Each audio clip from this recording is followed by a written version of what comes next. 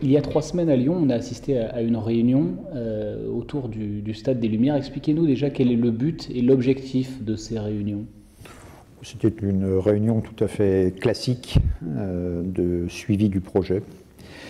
Nous avions décidé avant l'été de faire à la rentrée, en septembre-octobre, un tour de l'ensemble des 11 projets pour pouvoir mettre à jour en définitive 2 ans après l'élaboration du dossier de candidature, parce que ça fait déjà 2 ans qu'on a élaboré ce dossier de candidature, donc de mettre à jour nos dossiers sur chacun des 11 stades de la Coupe du Monde et pour pouvoir mettre à disposition de l'UEFA un dossier totalement mis à jour. Est-ce que vous suivez tout particulièrement l'évolution du Stade des Lumières de Lyon ? Pas plus celui du Stade des Lumières que n'importe quel autre.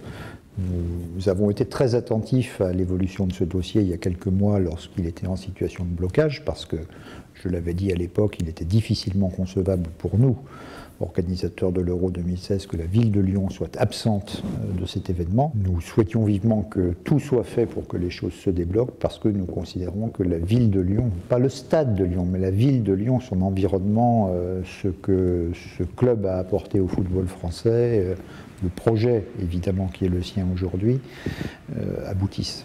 Quel regard est-ce que vous portez sur le Stade des Lumières ?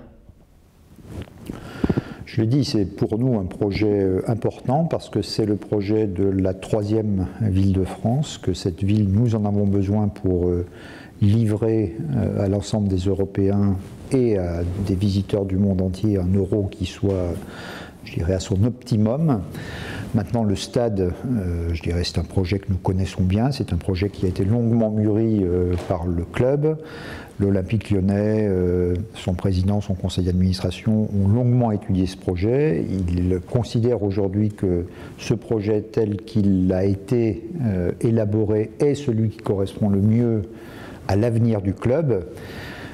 Nous avons à, je dirais, tenir compte de ce que sera l'apport de ce stade à l'organisation de l'Euro 2016. C'est en fonction de ça que nous réagissons. Et je dois dire qu'aujourd'hui, le projet nous convient totalement de ce point de vue-là. C'est un projet ambitieux, c'est certain, mais je dirais avec finalement un niveau d'ambition qui n'est pas fondamentalement différent de celui que l'on a vu porter l'ensemble du projet Euro 2016 en France.